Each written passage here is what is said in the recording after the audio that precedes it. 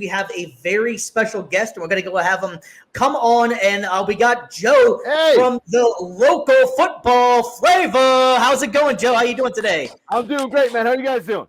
We are doing fantastic, man. How are you doing today? Oh, just awesome, man. Just living in the dreams, watching my boy knock off Chase's helmet after getting spit on. It was beautiful.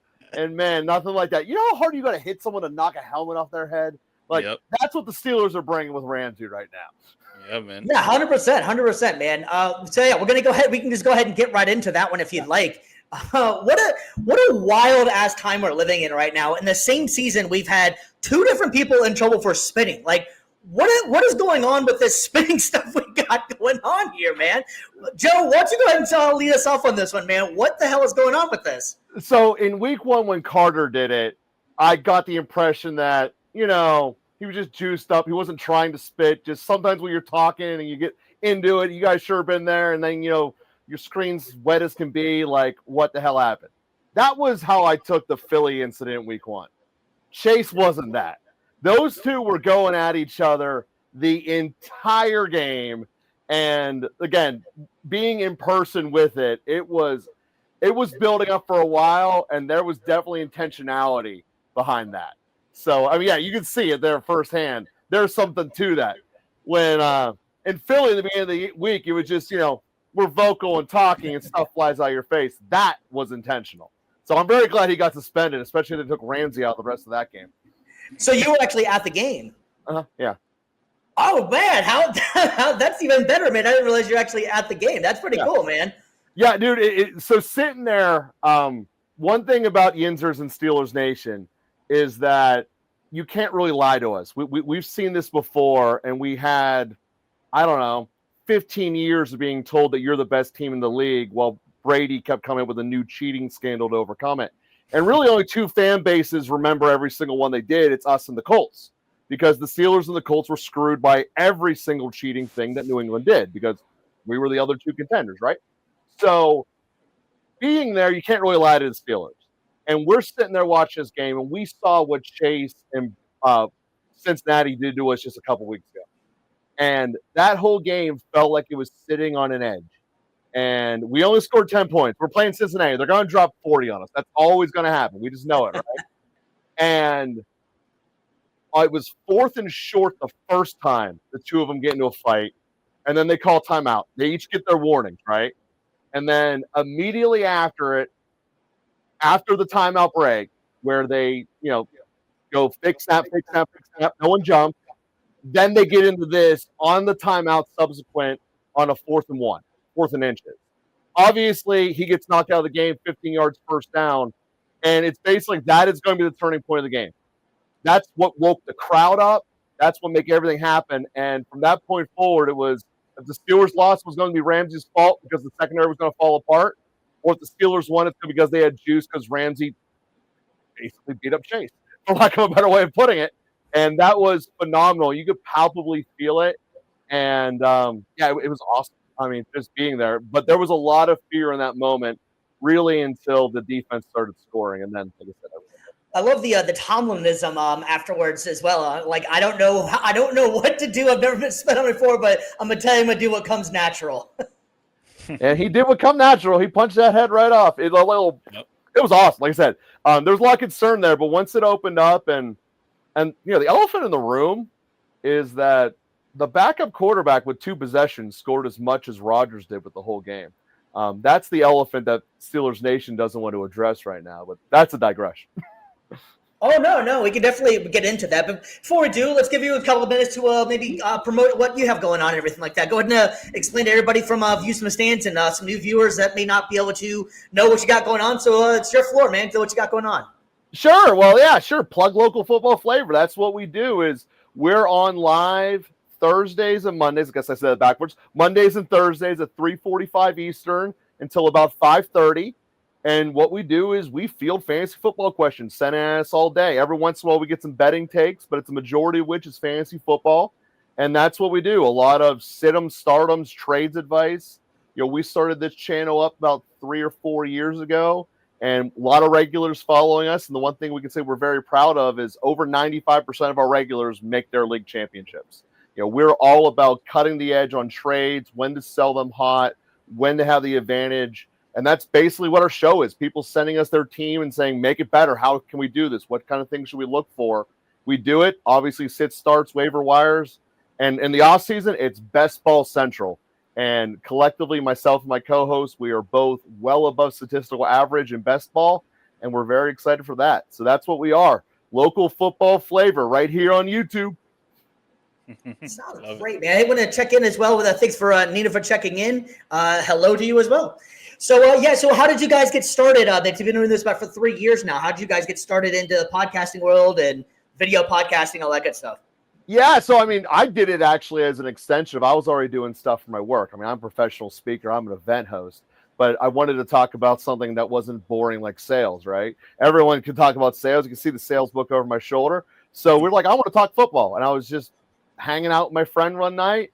We were literally debating Rodgers on how he was going to destroy the Jets, which newsflash he did, and it was the Jets' fault, like most things are. So at the end of the day, we just we're doing this. And then that's what happened. And we just went from there and been doing it ever since. Getting a nice little good tight fan group of our team players over at Local Football Flavor, and we love it. Yeah, that's awesome, man. That's kind of how George and I kind of got together as well. We both went to sports broadcasting school at the Full Sail for the Dan Patrick School, and ironically went on a radio show, met each other, and we kind of him and our BC, whoever our co-host, he's normally with us as well. Met on Peace in the Streets. Peace in the Streets coming on later on tonight. Mr. G might most likely probably be on there, maybe. But having said that, we just kind of hit it off and was like, let's do this the same kind of way or whatever. So that's great, man. That's awesome. Yeah. So I did have a go ahead, George. No, I just wanted to for the fantasy football fans out there, you talk a lot about fantasy football. For the the newcomers, first year, second year, and even third year, you're still brand new and you're still trying to learn the ropes, the in and outs of fantasy football. What advice can you give for the newcomers, the beginners of fantasy football at this time of year when there's only 3-4 more weeks left, depending on how the fantasy football league is going on with their current leagues? 3 to 4 weeks left. They're trying to make it into the playoffs. What advice can you give them to get into playoffs and try to make a run? Absolutely. So let me start with the general advice. I'll get into specific for right now. The general advice is don't get trapped in the names around it. This is a game of statistics. So the volume is always king. So just because ESPN is writing all these hype stories or fluff pieces, that doesn't make you win. Mike, you answered before about how you're doing Vegas stuff. Some of the best stuff in beating the sports books is when the national media just has to get it wrong. Because they don't give a downside. They hype someone up, they're going to be the greatest thing ever, they get clicks. If Vegas goes and gets a line wrong, they lose millions. So really, where should you be listening? And that's one of our starting points is find truly credible knowledge sources that are going to give you meaningful answers. And it is in the sports books. That's really how we derive our information in the first point, but it's not from player props, which there's a lot of crazy math I'm not going to get into right now. But the answer first and foremost is do not just follow the hype and the names. Actually dive into the statistics. Now, that being said, talking this second in time, I'm trying to fight to get on the edge. I need to get into the playoffs. 2 things to look out for. You have to be very cognizant of what you believe your cut line for making the playoffs are going to be. If you are already feeling that you are comfortably in there, it is totally okay to reach out one of these players who are prime studs, but we don't know who are coming back. My prize jewel for that is Bucky Irving. Bucky Irving's playoff run is immaculate for fantasy football, but you have to be able to absorb the fact you might lose a couple weeks until he comes back to full strength. That's fine. Are you trying to win the whole thing or just get in? Your record right now dictates that. So if you're right on the bubble, you can't be traded away a starter to go get Bucky. But if you're comfortably in, go get Bucky, go win the championship. And that's one of the things I recommend is look at teams and other rosters within your league that are in win now mode, but they're holding someone who just can't help them right now. Like the owner of Chase. If that guy is in win now mode, Yeah, he will sell you Chase for George Pickens. And that is a steal throughout the rest of it because they got to win right now. And that's the kinds of things to look at right now as far as the opportunities that go through. And then, of course, on the waiver wire, you certainly want to be running out and getting the players when there's an injured running back in front of them. If Warren doesn't play, Gainwell is a home run smash start. But that all comes down to injury, and you probably really don't know that until Saturday. So do your waiver claims accordingly. A little bit speculation, but that's the starting point. Yeah, my best waiver this year was Rico Dotto. Right when they said that Hubba was gonna take a little step back or whatever, like I think it was like a month ago, I was like, you know what, I'm gonna pick up Dotto just in case, just have him on the bench. And next thing you know, started him, and he went like 3 weeks ballistic, scoring over 20 points each week. Yeah, and for running backs, that's one of the good concepts that I bring up, because there are some threads of when you can see a running back's going to go off. In general, they have a very bad quarterback, Arizona, and they end up going off. I mean, it doesn't matter who the running back is in Arizona, they're going to perform because the quarterback can't do anything. I have a Mount Rushmore of people you never want to have on your fantasy football team, and Kyler Murray is by far the top of that list. So just a full disclosure for all of you guys who've seen me hate on Kyler 5 million times. I've fallen for the trap before. Yeah, Trevor Lawrence is another one. Trevor Lawrence is literally makes this, because I watched the All-22. He literally makes the same mistakes today that he made as a rookie that he made at Oklahoma. Like, the guy has not progressed. He's the only player in NFL history that has watched less film than Johnny Manziel, and that's only because Johnny Manziel watched highlights of Johnny Manziel. Like, that's it. So when you look at it, like, that's what we're dealing with here. So, but to answer your question, yeah, you definitely want to go pick up players, running backs especially, on teams that have underperforming quarterbacks. Which, if you look around the fantasy world, with the exception of really Henry last year, there's a pretty direct straight line across the board of what these quarterbacks are actually doing on the field and what their corresponding quarterback is. And that's why Carolina is a perfect example. Bryce Young doesn't deliver, so they have to hand it off. And could potentially be something telling about what's going on in Green Bay, which, by the way, that's another smash grab. Go get Wilson, because they've been relying on the running game a lot, and it's worth keeping into. Yeah, so another question I wanted to ask you, because you're mainly saying a lot about fantasy in here. Do you have a preference of which kind of style of fantasy game do you like to play? Best ball, guillotine. The guillotine thing is kind of getting more popular. It sounds kind of fun. I've got a chance to try one yet. Have you got any preference on what you like to do? To standard, PPR? So we really do it all. I mean, like I said, in the offseason, DraftKings in particular comes out with so many different variants of best ball, which are really fun for content, because between them and Underdog, they keep fighting about different versions. And the only real difference between DraftKings and Underdogs, one's PPR, one's half PPR. But otherwise, I don't really have a preference. I like the fact that there's always different game setups. For instance, Underdog had one that they call their Survivor, where half the people got eliminated every single week and you were in a one-on-one matchup the whole time. That was really cool. I like that. I mean, I'm a sucker for the big ones. I can't say I'm not. A lot of best ball manias. But for my personal leagues that I'm in, for my redrafts, I love auction leagues. I think that they are amazing. And the reason for that is you're engaged the whole time. You never check out. And you can build the team you want. And if you end up getting 3 first-rounders, you might not have the rest of the roster. But you got to play that waiver wire accordingly. It's just a different way of playing. So my personal favorite is the auction style. But for gambling, it's best ball. I prefer best ball over DSF or DFS. Yeah, so you bring up FanDuel and DraftKings, right? And I wanted to ask you, because you guys are betting guys, when it comes to gambling, with sports gambling, what is your best prop? And we'll stick with NFL here just because we're talking about football. What's your best prop to use, and what's your worst prop that you probably won't ever choose again? Okay, so my best prop one's easy. It might only be on FanDuel. I don't know if I've ever seen anywhere else. They have, for baseball and NFL, I'd imagine every sport, but they have what they call the 4-way margin. And in football, it's your team wins by 1 to 13 points or 14 or more. So you got 4 choices. And the reason I love that so much is the value that you get on the return on the favorite at 1 to 13 is immense. Mhm. And you also get to play the reality that, let's face it, the spreads are normally pretty accurate. So if you see a team laying 6.5, you just take them to win by 1-13. You're on both sides of a close game relative to the spread. You're going to walk away with a plus money payout. So the 4-way margin is definitely my favorite of the off the beaten path bets. And I have never won on any of the websites specials. They pre-make it like Saquon Barkley combined with Henry are going to get 600 yards today and 3 touchdowns. I've those are never like under won on any of them. 5%. Yeah, I've never won on any of them. But the margin is my go-to. And that again, I've only seen that on FanDuel, but that's where I do it.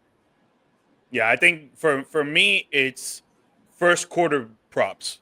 I think quarter props, when it comes to the NFL and the NBA, if you know how to just put 2 legs on it, you could put 2 legs.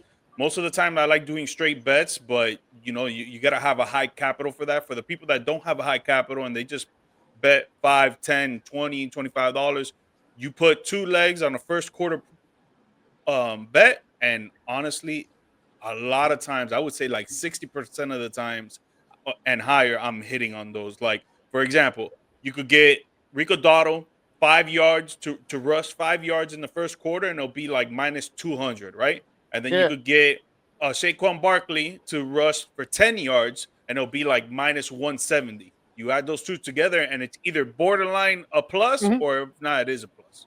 Yeah, it's gonna be close. No, I love that theory. The other thing that you can do if you're doing first quarter specifically ones is you got to be on top of this. I mean, there's a time window for this. Once you find out who's getting the opening coin toss, you know whether they're going to get blown out down the field. Like Chicago and Cincinnati, they're letting up a touchdown. You know that 100%. Like for instance, Steelers are playing Chicago this week. If the Steelers get the ball first, take the under for the first quarter. Because the Steelers, first off, take forever if they do score, and they're going to have the ball the extra possession because you only really get 3 possessions a quarter. So Chicago might or might not score the first time against the Steelers. Their defense is pretty good at shutting them down. And at the end of at least the first drive.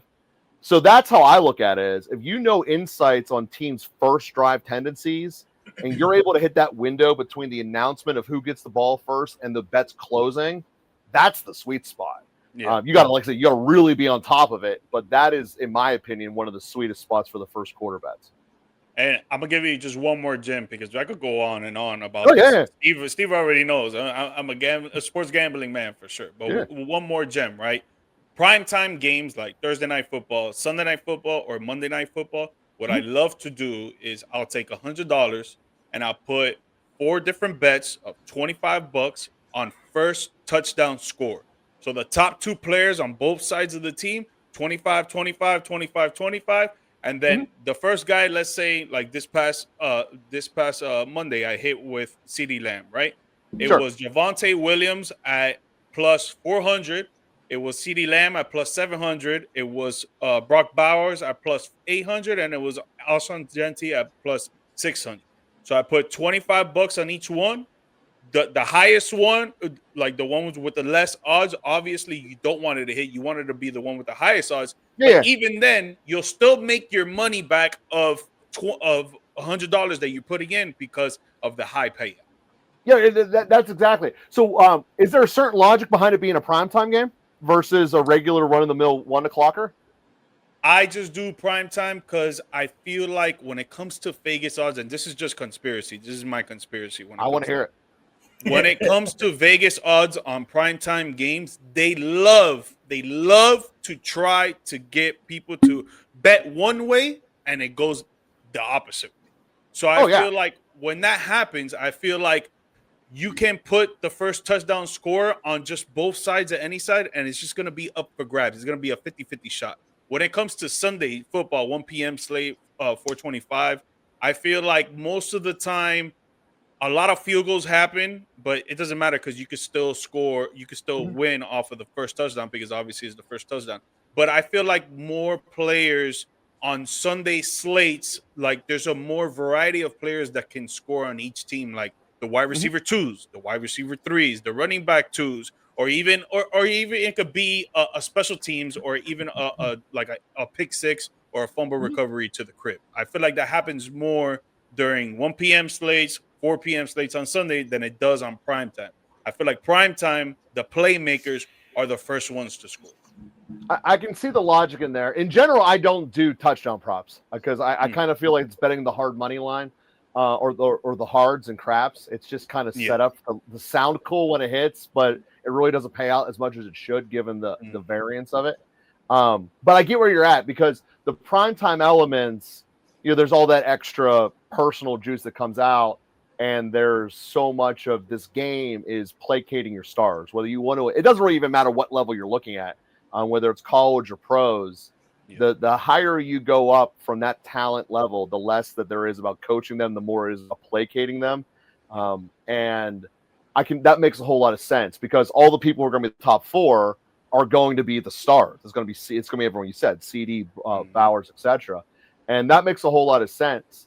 I'll have to keep my eye out on that one. That's an interesting take there. But I can see the human element of, unless it's something crazy like the Super Bowl where we haven't given a touchdown to Sky Moore all year and we're just going to do that just to make it special. And I'm Reed and I've been here 7 times, so it doesn't matter what I do. The rest of them are there. So I get that.